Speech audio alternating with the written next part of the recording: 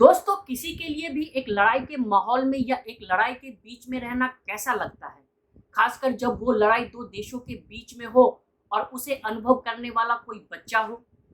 अब मैं ये बात आपसे क्यों बोल रहा हूँ? दोस्तों, कल कारगिल दिवस था और इस कारगिल से जुड़ी हुई मेरे साथ कुछ यादें हैं जो मैं आपके साथ काफ़ी टाइम से शेयर करने की सोच रहा था, लेकिन किसी तरीके से मैं वो कल का दिन मिस कर गया। लेकिन चलिए मैं आज बताता हूँ कि क्या वो जुड़ी घटना है और क्या मैं आपको एग्जैक्टली बताना चाहता हूँ। दोस्तों, आपने टीवी पे या मूवी में बहुत सारी ऐसी चीज़ें देखी होंगी जो वॉर से रिलेटेड होगी। कारगिल वॉर पे कई सारी मूवी बन चुकी है जिसे आपने देखा होगा कि ऐसा होता है, ऐसा होता है। लेकिन पर्दे पे किसी चीज़ को देखना और रियल में उसे अनुभव करना, दोनों में बहुत ही डिफरेंस होता है।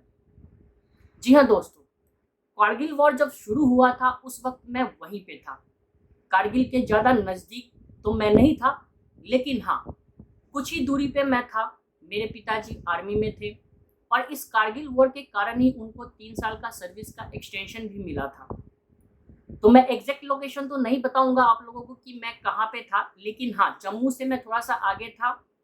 और जहाँ पे मैं था वहाँ से अगर मैं शाम को माता वैष्णो देवी के दर्शन करने के लिए निकलता तो सुबह तक आराम से दर्शन करके वापस आ जाता। कारगिल वॉर जब शुरू हुआ था उस वक्त मैं 7वीं या 8वीं क्लास में पढ़ता था, तो मैं एक तरीके से बच्चा ही था। तो एक बच्चे के लिए वॉर के माहौल में एक ऐसा युद्ध जैसा माहौल, और युद्ध ही एक था वो कारगिल वॉर, उस माहौल में रहना कैसा लगता है, क्या क्या बंदिशें होती है, स्कूल कॉलेज का क्या माहौल होता है, वहाँ पे जो लोग रह रहे हैं उनके बीच में क्या माहौल होता है, हम जहाँ पे रह रहे थे वहाँ पे क्या माहौल था, हम लोग क्या महसूस करते थे। इतनी ज़्यादा बंदिशें वॉर के टाइम पे हो जाती है कि आपका सोना उठना सब चीज़ किसी की निगरानी में होता है, एक हायर अथॉरिटी की निगरानी में होता है जो आपको सुरक्षा प्रदान करते हैं। और वो हम लोगों को सुरक्षा देने वाले थे आर्मी के लोग, जो पूरी छानबीन जब कर लेते थे उसके बाद ही हम कहीं निकलते थे, या उसके बाद ही हम स्कूल जाते थे, या उसके बाद ही हम सो करके उठते थे। ऐसा नहीं था कि हमारा स्कूल बंद हो गया था, हम लोग बराबर स्कूल जाते थे, लेकिन हमारे साथ कंटिन्यूसली जो है आर्मी के जवान हमको गार्ड करते थे। स्कूल ले जाना है तो आर्मी की स्कूल बस होती थी जिसमें हम लोग जाते थे, उसमें 4-5 जो है राइफलमैन गनमैन जो है साथ में रहते थे। वापस हमें स्कूल से आना है तो उन्हीं की निगरानी में वापस हम स्कूल बस में आते थे। एक डेडलाइन होता था कि रात को इतने बजे तक आपको खाना पीना खा के सो जाना है, बत्तियां बंद हो जानी चाहिए। आर्मी की पेट्रोलिंग पूरे में होती थी, पूरी चेकिंग होती थी कि कहीं कुछ गड़बड़ तो नहीं है, कहीं से कुछ यहाँ पे भी ऐसा माहौल तो नहीं बन रहा है। पूरी चेकिंग होने के बाद एक तरीके से 24/7 हम लोग आर्मी की निगरानी में और उनकी चौकसी में, उनकी देखरेख में ही अपना सारा जीवन व्यतीत कर रहे थे। मैं बच्चा था उस समय तो उतना महसूस नहीं हुआ, लेकिन आज इस चीज़ को सोचता हूँ तो लगता है कि वो कितनी बड़ी चीज़ थी। मेरे जो फादर थे उनके पैरों से जो आर्मी का जूता होता है, आप लोगों ने शायद देखा होगा, वो जूता कभी नहीं उतरता था। हमेशा 24/7 वो पहने ही रहते थे। घर में आते थे तो वर्दी में, खाना भी खाना है तो उसी में, और हमेशा जो गन होता था वो उनके साथ कंटिन्यूसली रहता था। और उन्हीं के साथ नहीं, जितने भी आर्मी के जवान थे, जितने भी डिप्लॉय थे या जितने भी वहाँ पे थे, उन सब के साथ 24/7 उनके जो भी हथियार थे वो उनके साथ ही रहते थे। And they are extremely in position to tackle any situation.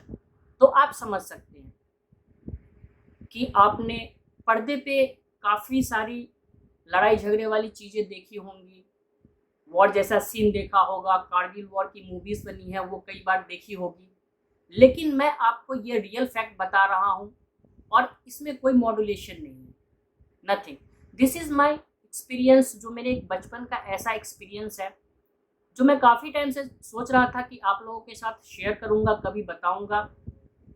तो ये एक फैक्ट है, ये एक फैक्ट है कि एक वॉर के सीन में, माहौल में, सिनेरियो में रहना और उसको दूर से देखने में बहुत फ़र्क होता है।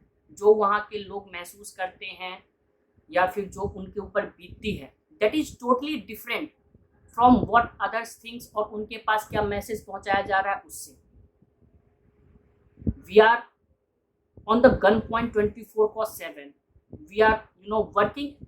हम लोग सारा काम करते थे, सब चीज़ करते थे, but we are on a gun point कि कब क्या हो जाए क्या नहीं हो जाए। और 24 घंटा हम लोग आर्मी के गार्ड में रहते थे, निगरानी में रहते थे कि हम लोगों के साथ कुछ ऐसा ना हो जो कि वियर्ड सा हो या फिर जो चीज़ों को एस्केलेट करे।